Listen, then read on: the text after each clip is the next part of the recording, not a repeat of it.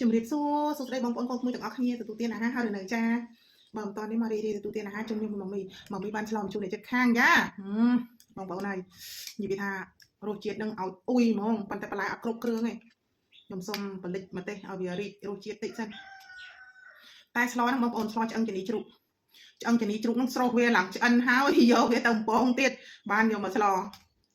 ដល់ថៃទេម៉ាមីដល់ពេលចាស់ទៅរត់តហូបផ្លែកយល់អារម្មណ៍ម្ដាយឪពុកបងប្អូនហ្នឹងអញ្ចឹងនេះបាយតែមកព្រានឹងក្របងប្អូនខ្ញុំចូលចិត្តហូបសឡលេងបងប្អូនអើយស្លបែបចឹងខ្ញុំចូលចិត្តសឡប៉ុន្តែស៊ូមអន់ជួយទៀតហើយមួយចាហ្នឹងហូបចង់និយាយថាដួសលោបតាមមានប៉ុន្តែហូបវាអត់តាមមានទេតែបងប្អូនបុកលហុងនំបញ្ចុកទឹកគ្រឿងបើទឹកគ្រឿងក៏បាយតិចដែរហូបតែបន្លែសឡកោហើយសឡអាអ្នកចិត្តខាងហ្នឹងប្រហើសឡអញនិយាយថាហូបសឡលេង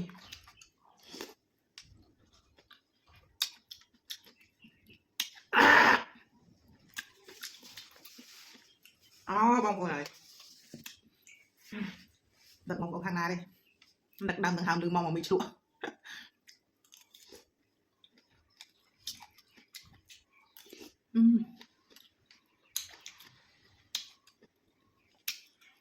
ជាតិខ្លាំង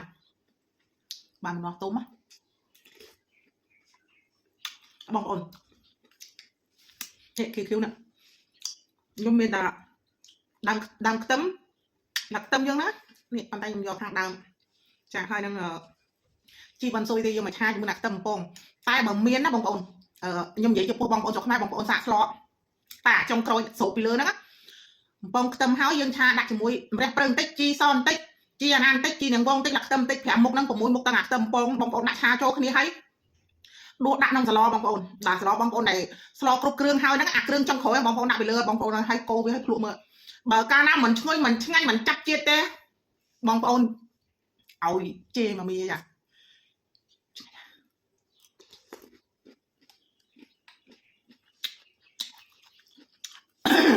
អាយ៉ាញឹកម្លេះ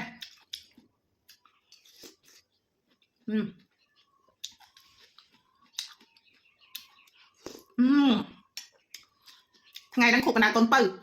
សង្ស័យណាស់ជ្រក់ទឹកមាត់រហូត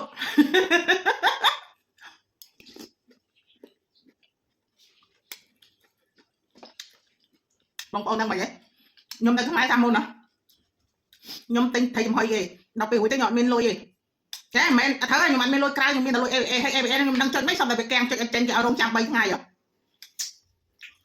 ញុំឲ្យកូនខ្ញុំទៅយកលុយអាលុយណែកូនខ្ញុំខ្ញុំឲ្យចាយហ្នឹងតែវាចេញសំទុកកូនខ្ញុំចេះវារីចេះនេះថាដល់កូនខ្ញុំទៅយកលុយដល់ពេលត្រឡប់មកវិញកូនត្រឡប់មកវិញយកលុយឲ្យថ្លៃអាត្រីចំហុយគេហ្នឹងហៅខ្ញុំម៉ែបណ្ដោយអ្នកលក់ត្រីចំហុយហៅម៉ែឃើញកូនកំមុំហៅម៉ែអើយដល់ក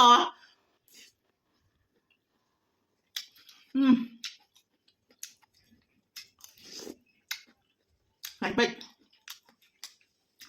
អរគុណច្រើនបងប្អូនអរគ្នាជម្រាបលាជួបគ្នាវីដេអូក្រោយជូនពរសុខសប្បាយរស់ស៊ីមានបានគ្រប់ក្រុមគ្រួសារសូមព្រេងសុខទានពរដល់បងប្អូនទាំងអស់គ្នាណាចា